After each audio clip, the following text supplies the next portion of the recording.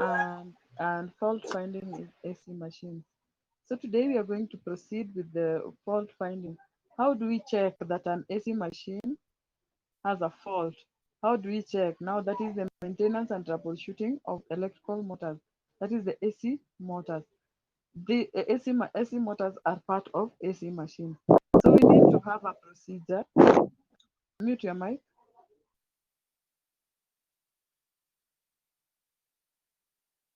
Mute your mic. Okay. We need to have a procedure of uh, diagnosing the fault in AC machines. So the motor won't sometimes problem a problem like sometimes the motor is not starting or the motor accelerates slowly. Now we want to find faults. We are learning how to how to find faults in AC machine. Sometimes you realize that a motor is not starting. So what are you supposed to do? Part A, you're supposed to Ibrahim.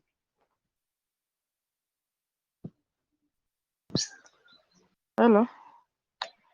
Hello? Are you getting me? Yeah. Yes, mute your mic so that we can proceed. You are currently the only person in this conference.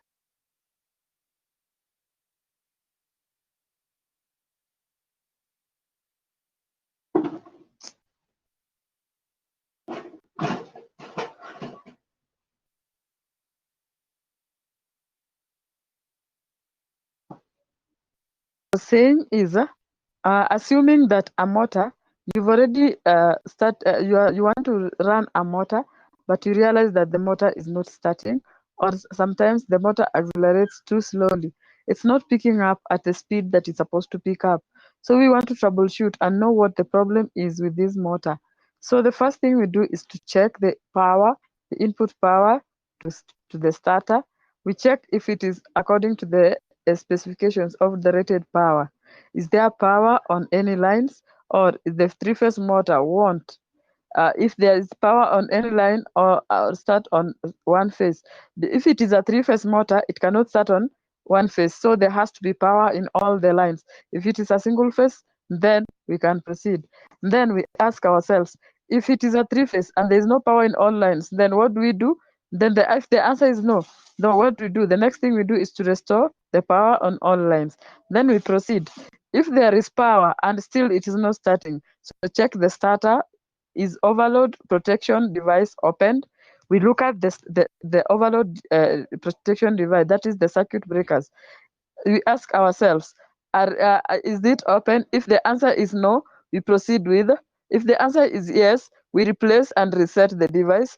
Or does it open again when starting? If it is yes, if the answer is yes again, now we go back to the no. The no is the power on all the lines? If is there power on all the lines of the motor? Then if the answer is yes, if the answer is no, we repair the starter, meaning the starter is faulty. And if the answer is no, then we ask ourselves, is voltage to motor more than 10% below or below nameplate voltage? You look at the nameplate voltage and check the voltage. If it is below 10, then it's more than 10% below the nameplate voltage. If the answer is yes, then we restore the proper voltage. We make sure that the proper voltage is applied. And if the answer is no, we check the motor terminal connections and if they are any loose or broken. If the answer is yes, then we repair the connection. If the answer is no, we proceed and say now. If the answer is no, we say now maybe the wrong motor for application is the starting load is too high. Maybe that motor is wrong for the application, meaning that motor is being overloaded. The load that it is being fed is too high. So if the answer is yes, then we install design and or design D motor. Now to install a larger motor, we install a larger motor, we remove that motor. And if the answer is no, then we ask ourselves, is the driven machine jammed or overloaded? Is the driven machine, meaning the machine that is now doing the work, maybe cutting or grinding or drilling or anything, So this machine that is being driven, is it overloaded? If the answer is yes, then we remove the jam or the overload. And if no, if the answer is no, then we ask ourselves, are misalignments, bad bearings, or damaged components causing excessive friction in driven machine or power transmission system? These are the steps of fault finding. We are trying to find faults in a faulty motor. And then if the answer is yes, then we repair and replace the component. But if the answer is no, we still proceed and say, are bad bearings, bent shaft, damaged end belts, rubbing fan or motor, or other problems causing excessive friction in the motor? If the answer is yes, then we repair and replace the motor. If the answer is no, then we check the starter. Are there any coils open, short, or grounded? If the answer is yes, then we repair the coils and replace the motor. If the answer is no, then we do what? We check the commutator. Are any bars or rings broken? If the answer is yes, we replace the whole motor. So those are the steps.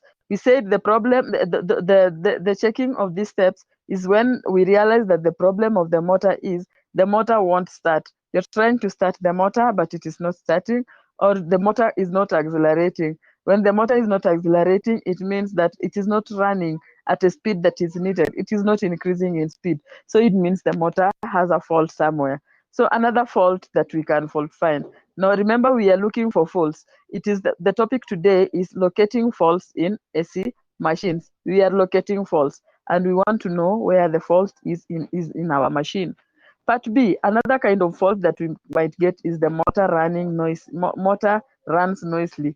There is a lot of noise when the motor is running. So we want to troubleshoot and know what we do. So the first question we ask ourselves, are vibration? Yes, Salad. Salad? Hassan?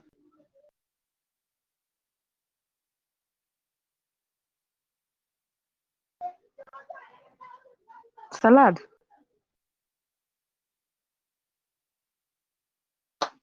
You don't want to speak again, and I've seen your speaker. Ibrahim?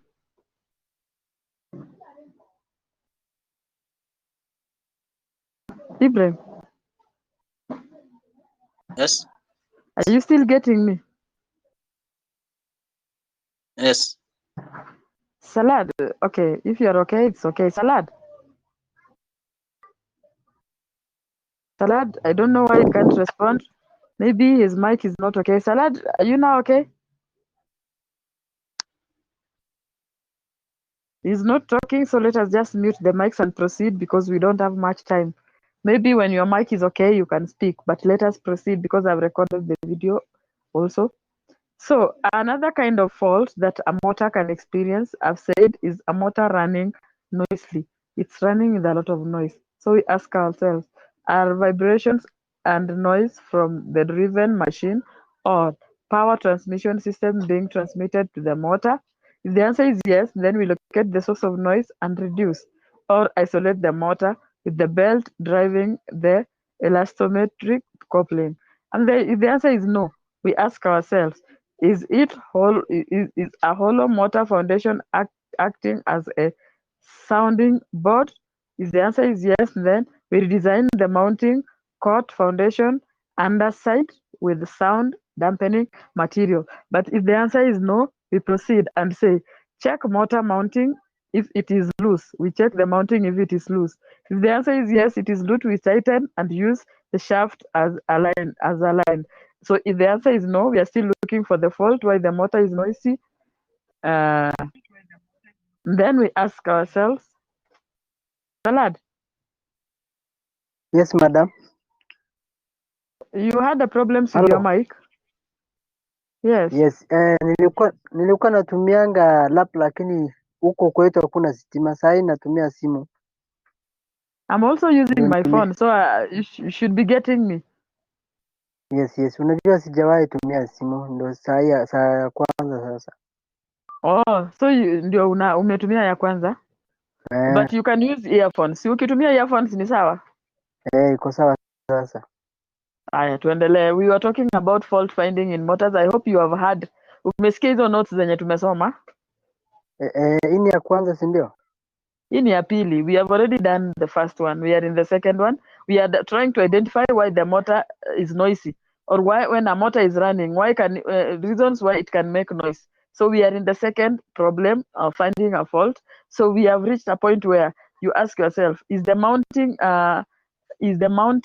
even and shaft properly aligned? You ask yourself if the motor is properly aligned and the shaft is properly aligned, or it's mounted properly. So if the answer is yes, then you shift. If the answer is no, you shim feet or even mounting and align the shaft. And if the answer is yes, then meaning the motor is faulty, then you continue and ask yourself, now, is the fan heating and rubbing on stationary part? Is the object caught in a fan housing? So you ask yourself if an object, if the answer is yes, then repair the damaged fan, the end belts and part casing contact, remove trash from the fan housing. So if the answer is no, then is air gap noun form or motor rubbing on the starter? That is another question that we ask ourselves. So if the answer is yes, then we recenter the rotor rubbing on worn bearings or relocate pedestal bearings. Another question, if the answer is no, we proceed and ask ourselves, listen to the bearings. Are they noisy? If you have done all these repairs from above, if it continues still to be noisy, then we listen carefully and determine if it is noisy. If we realize it's noisy, then what we do again, we lubricate the bearings, if still noisy, and replace them. Salad, mute your mic. And then if the answer is no, then we ask ourselves, is voltage between the phase, that is the three-phase motor, unbalanced? Is it unbalanced? If the answer is yes, then balance the voltages. If the answer is no, then is three-phase motor operating in one phase, won't start on single phase. So if it is operating in one phase, it cannot start, so it will just keep making noise. Then what we do, we restore the power on the three-phase. So that is troubleshooting. We have already found the fault, we have already located the fault, now we have even restored, we have maintained. Another kind of fault that we can find in AC machines is motor overheats. When a motor is overheating, now that we are troubleshooting again, we want to find the fault. How can we find the fault? We ask ourselves, is ambient temperature too high? If the answer is yes, then replace the ambient, increase ventilation, or install larger motors. So if the answer is no, then we ask ourselves another question. Is the motor too small for present operating conditions? So is it operating, the rating of the motor too small for the working conditions, meaning the load that is supposed to carry? If the answer is yes, then install a larger motor. If the answer is no, then we ask ourselves again. So is motor started too frequently?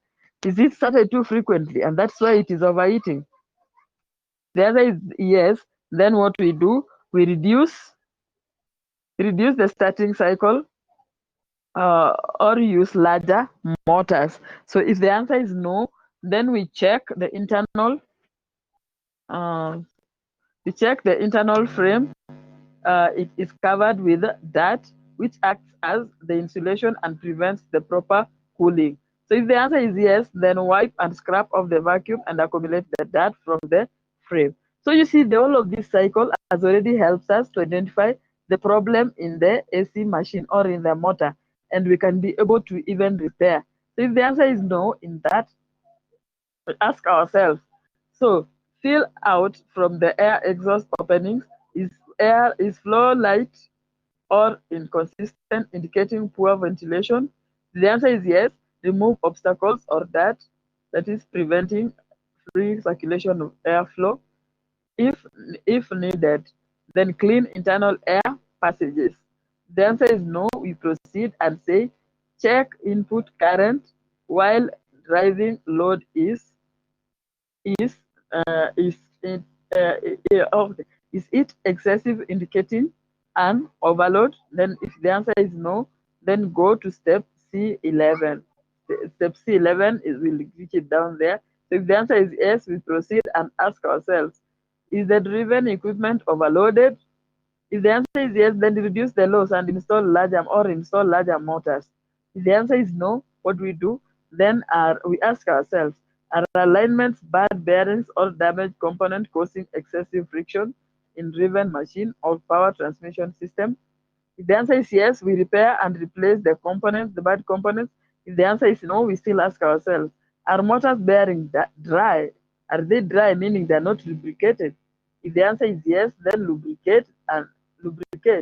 Does motor still draw excessive current? If the answer is yes, we go back here and again ask ourselves, are damaged end belts, rubbing fan, or bent shaft or rubbing rotor causing excessive internal friction? If the answer is yes, then we repair and replace the motor. If the answer is no, we proceed and ask ourselves, are bad bearings causing excessive friction? If the answer is yes, then we determine the cause of the bad bearings. And if the answer is no, then we ask ourselves again, check phase voltage. Does it vary between the phase? The answer is yes, we restore equal voltage in all phases. And if the answer is still no, now we ask ourselves, is the voltage more than 10% above the 10% below the nameplate? The answer is yes, we restore the proper voltage or install the motor built for the voltage. And if the answer is no, we check the stator and any coiling grounded or shorted. The answer is yes, we repair the coils and or replace the motor. So you see, that is an easier way of checking the locating a problem. Those are the steps. Assume that you have been appointed. You are now an electrical technician or engineer in a company. You need to check all these things, and you need to know how to work out about them. Then we have another problem, that is the motor bearings are run hot or noisy. The bearings are hot or they are noisy. Now, what is the problem? You start asking yourself, check loading. Is excessive side pressure and loadings or vibrations overloading or bearings? The answer is yes, then reduce the overloading and install larger motors. But if the answer is no, we go back and ask ourselves, is the sleeve bearing motor mounted on slant course and thrust? If the answer is yes, then we mount horizontally and install ball bearing motor. If the answer is no, and then is bent, we ask another question: is bent or misaligned shaft overloading bearings? If the answer is yes, then replace the bent shaft or align the shaft. If the answer is no, is loose or damaged end bell overloading shaft. Then tighten or replace the end bell. So, are bearings, ask another question, are bearings dry? Yes, we lubricate. Is the bearing lubricant dirty, contaminated, or of wrong grade? If the answer is yes, then clean the bearings and lubricate with the proper grade. If the answer is no, then remove the end belts. Are bearings misaligned or the worn or damaged? Then if the answer is yes, we replace. So note NB, there's an NB down there saying that bearings may have been damaged if motor bearings may have been damaged if the motor still runs noisy or hot, then replace the bearings. So that is another fault. So those are some of the basic faults that we can find in AC machines. Some of the basic faults that we can find in the AC machines. I'm almost releasing you to go for the discussion, but we need to do something else. I'm bringing up another slide.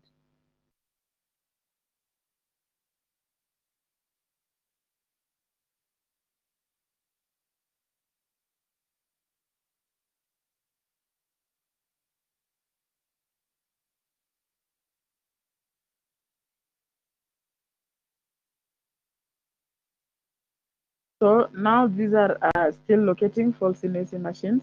Electro machines personnel have for years been limited to troubleshooting with no more than a flag or a mega. This, unfortunately, does not provide enough information to allow most electricians to feel totally confident in determining if an electrical problem exists or not. So mechanical operators once said, if a problem exists with a piece of equipment, and there is an electric cable within 10 feet of it, then it must be an electrical problem. So if you are involved in an electrical maintenance, you are probably had at some time in your career, it must be the motor. If you are in the mechanical maintenance, you are likely to hear it's probably the pump. Let's pop and popple it. So this has been an ongoing battle, but recently technology it has been primarily developed by the mechanical side. Vibration shows two time line frequency spikes, and that must mean it's electrical, right or wrong. So there are so many variables producing the two faults at line. Now today that removing a motor from the service for electrical repair due to only the high 2FL, that is the two-line frequency, is a mistake. So it's quite possibly an expensive one.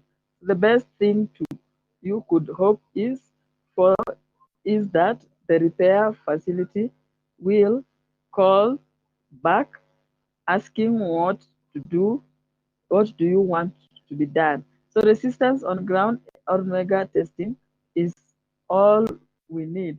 I find this statement hard to believe. So this is how some of the basic things that are done, some of the controversies that exist in the field about fault finding in motors.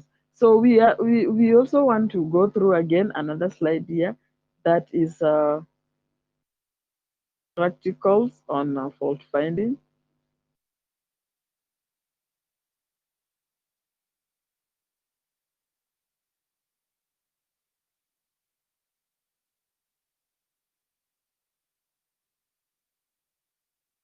So practicals on fault finding, that is diagnosis and fault in electrical machines and equipment.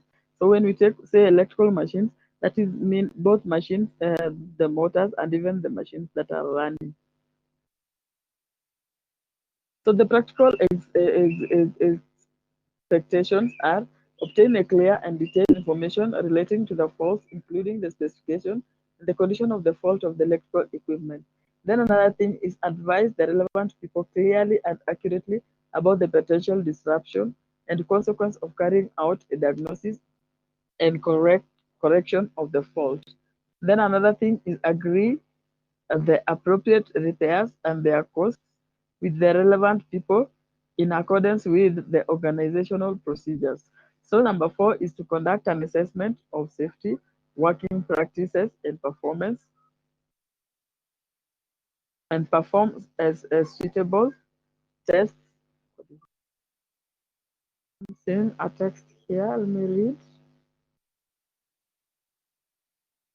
Salad is not seeing the screen. Why? Salad.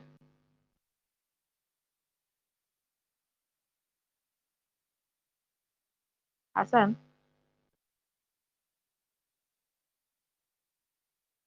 Yes, madam. If you cannot see the screen, sometimes you just you log again because maybe there's an interference in the waves. Log again and see if you cannot see, then you tell me so that we see what to do. Can you try and log again? Sahi iko sawa. Umeingia sasa? Sawa, we proceed. So agree with the appropriate repairs and the cost of the relevant people. Then another thing that we need to do is to conduct an assessment of the safety working practices and perform suitable tests. On the installed equipment, that is the safety, and identify the fault. Another thing is to follow the correct procedures or identifying and carrying out a safe isolation before diagnosing the correct and correcting the electrical fault. And number 6 is to correct the fault in accordance with the system and equipment specification and the policy agreed with the relevant people, using the appropriate tools, equipment, and materials. Then leave an installation safe in accordance with industry regulations where the fault cannot be corrected immediately. Another point is inspect and test that the repaired electrical equipment is functioning correctly in accordance with the JS21 wiring regulations as specified on electrical installations. Inform the relevant people of possible modification of the design or operation of the installation to avoid future failures where appropriate. So we have some of the safe methods of diagnosing and correcting the faults. We have talked about the steps that we can take to carry, but now we are learning the safe methods. Now you must have a working knowledge and understanding of the correct procedures for safe isolation with regard to the fault finding. So now one of the things is to an assessment of the safe working practices, correct identification of the circuits to be isolated, then correct test and proving instrument selected, use the correct testing methods, and then correct selection of devices for securing isolation. So another thing is how to rectify faults. You must have a working knowledge and understanding of the best practice. So when dealing with typical faults found in electrical systems, it would be expected to include the appropriate sequence of the tests for the suspected faults. So the specified components and uh, a legal responsibility with regard to making decisions for repair. So using of appropriate test equipment and tools, then you must have a working knowledge and understanding of using the appropriate test and equipment tools. So that is using the equipment that are needed for the test. It could be expected to include what the main types are, advantages and limitations of the test, that is instrument for use with the faulty installation, then how to operate the test instrument and check calibrations and fitness for purpose, the advantages and limitations of repair by the replacement, and then you must also know the importance of using personal safety equipment and appropriate tools for specific jobs.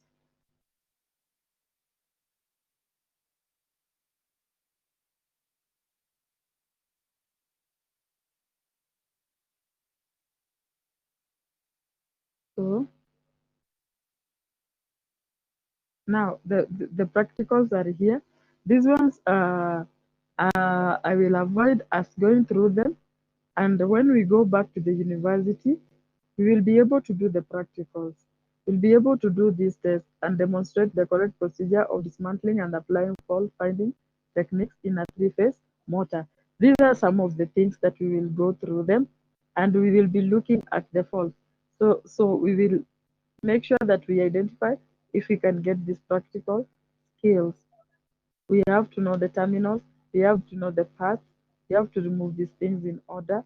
And I hope you guys will remind me when we go back to the university so that we can do these practicals and open the motors by ourselves, then be able to identify the faults.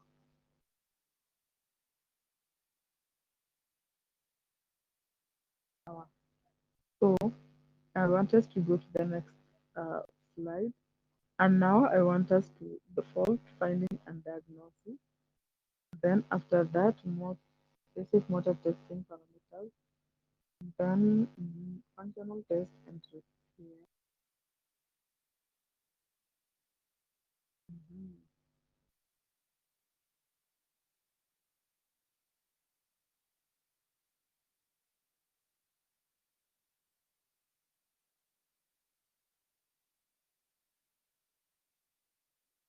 Okay, Salad, please remind me. Now I'm going to the next slide. Loading this slide.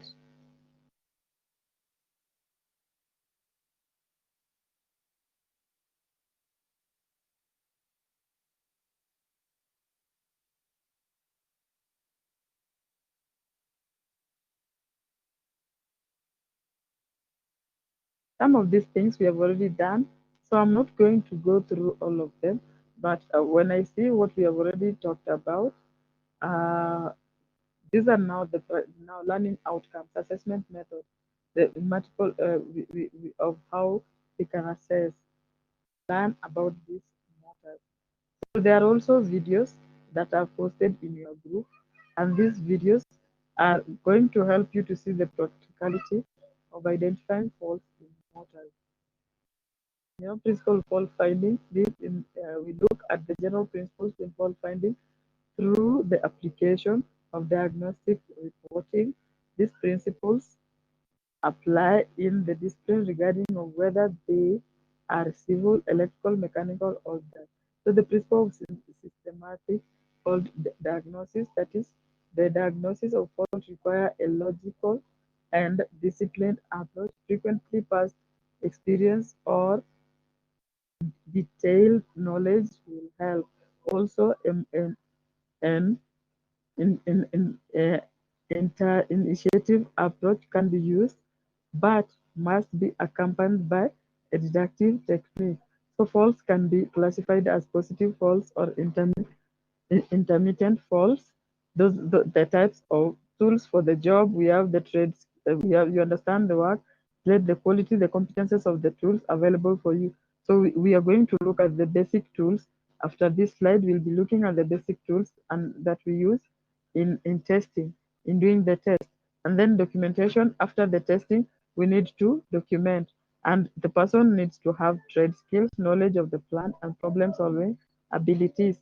So test facilities. The testing equipment are often limited. However, it is desirable that the plant users, especially when able to, want to reduce the make of the system maintenance by means of diagnostic methods. Plant manufacturers will often build test points into the system. So to do so later becomes very expensive. So built-in test facilities are generally for first line maintenance staff. So logic and diagnostic processes. So fails to find it, distinguish it, then makes it worse. These are some of the things that happen during the fault finding and testing. So stop and think. Sometimes this is what you are doing in the other slide, that we ask ourselves step one. We question the operator observation, inspect, and then if this one is not working, then we do that. Inspect the equipment, fault stage location, locate the fault, and then circuit checks, replace or repair, and then conduct a performance of choice. These are all the procedures, the flowchart of what happens. Never assume, always check. Now, step one, symptoms analysis. Now, what happened? You have to ask what happened. How long did the equipment been running? How do you note anything unusual? So was control sequence observed or correct? So all these are the flowchart of things that are need to happen, or the procedures that need to happen. Now, step two, when your equipment is being inspected, utilize the natural sense, take a more detailed look at the equipment, then continue the observation process, look for, touch, listen, sniff for. So you want to identify the fault, then evaluate the findings. After you found the findings, then do what, do they eliminate, substantiate possible faults? Now, do they provide useful pointers to faulty area? Do they reinforce or contradict? Then faulty stage location. After you have evaluated, now you locate the fault stage and the place. Then repair. Finally, is to repair or replacement or repairing of the equipment. So examples of checks against false assumptions, then close, open, switch, operate, control. These are some of the things. I'll give you the notes. I'm rushing over them because we have already talked. Such a questionnaires can be used so that for the diagnostic, what is the first golden rule of fault finding? So these are some of the questions that are going to assist. Then electrical safety. And mark this page.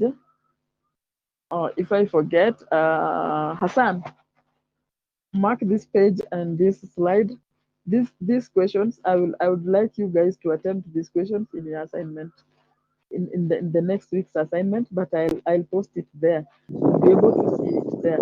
Yes, Ibrahim.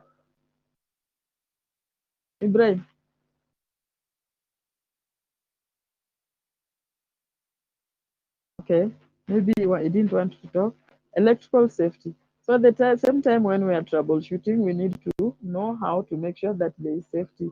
So how do we make sure that there is safety? But electrical troubleshooting can be hazardous. So ensure that you take proper precautions.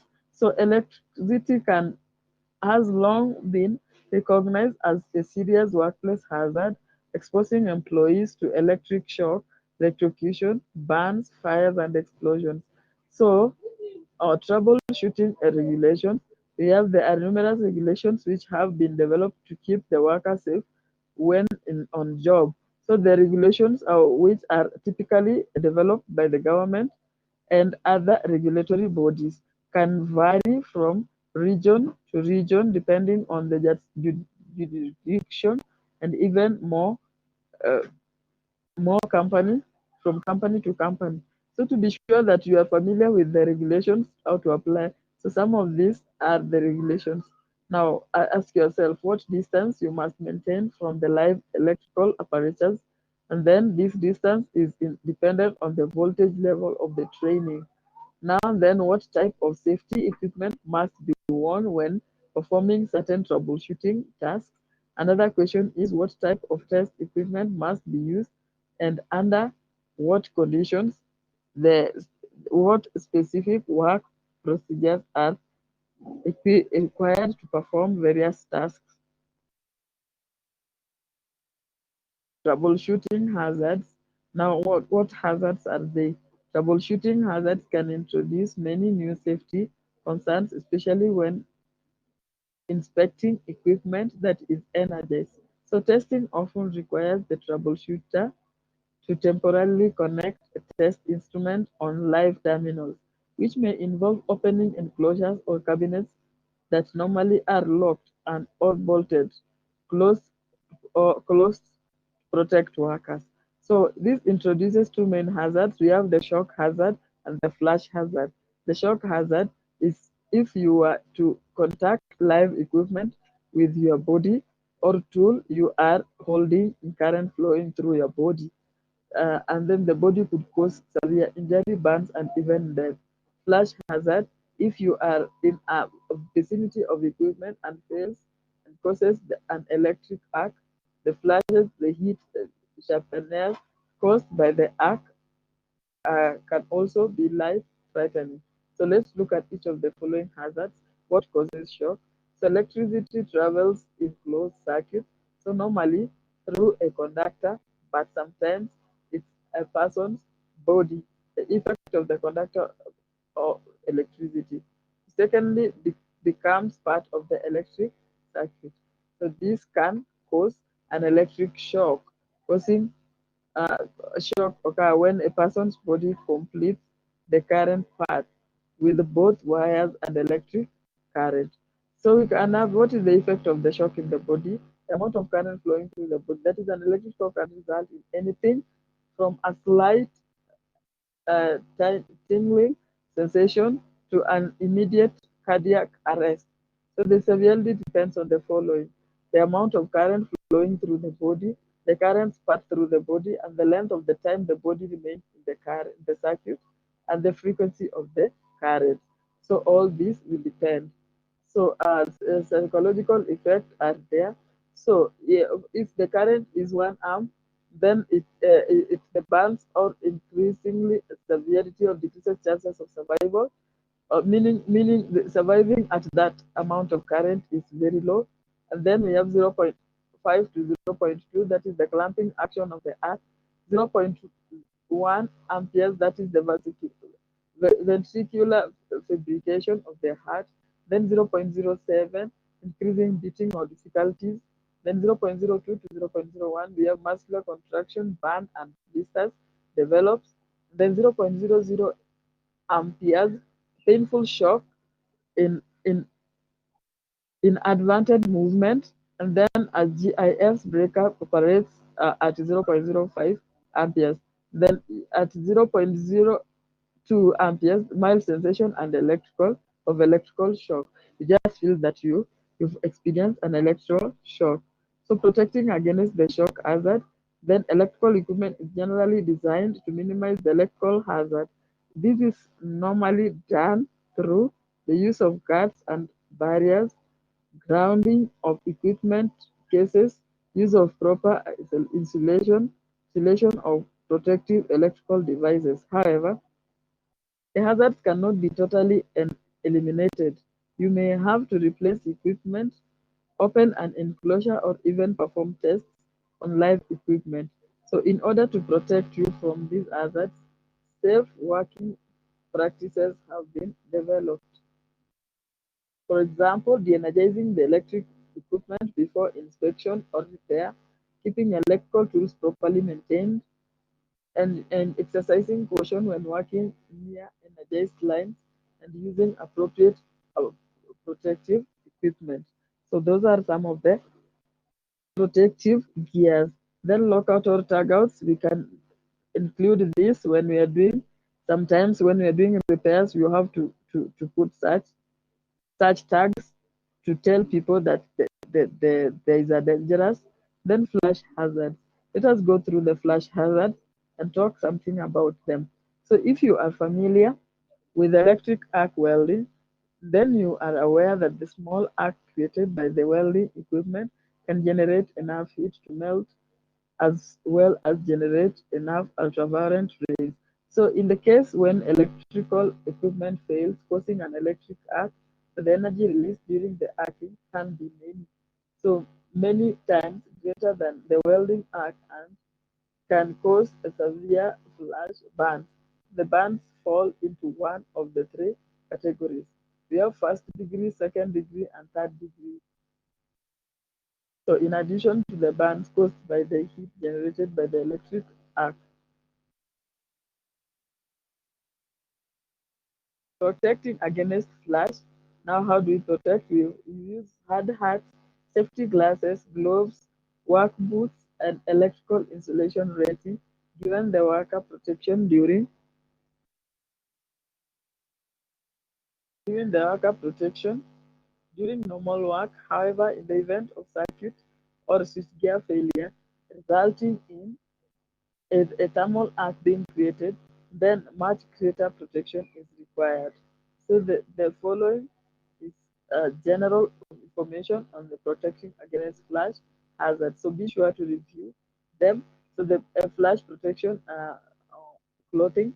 The clothing can be made from many different materials. That is, these materials have an arc thermal performance exposure value that is associated with them, which is defined as the amount of heat energy that the fabric will handle, deflect, or absorb.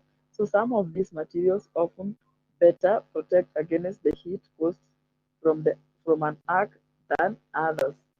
Then as safety glasses, you can have the safety glasses to use and the other personal protective equipment. So identifying the shock of the hazards, those are we can have warnings like that, or when you are doing. Now, questions. These questions again, this page again. I need you to add them, but I think I'll copy them for you and post them in the assignment so that you can see the assignment. So fault finding procedure, we already did that, sequential fault finding procedure. So you need to know the procedure for fault finding. So another task is there. Now basic testing equipment are here. Now these are the testing equipment that we have.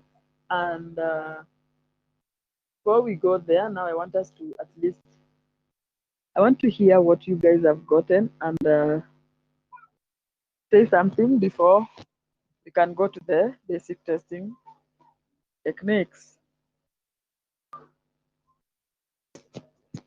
Can I hear from you guys? I want to be sure that I'm not talking to myself. People are getting something.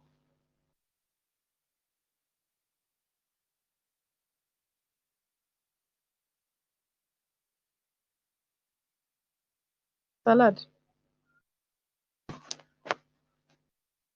Hello.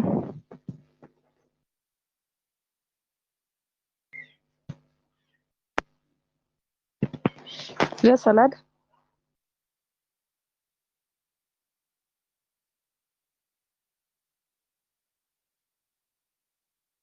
Nobody wants to talk now.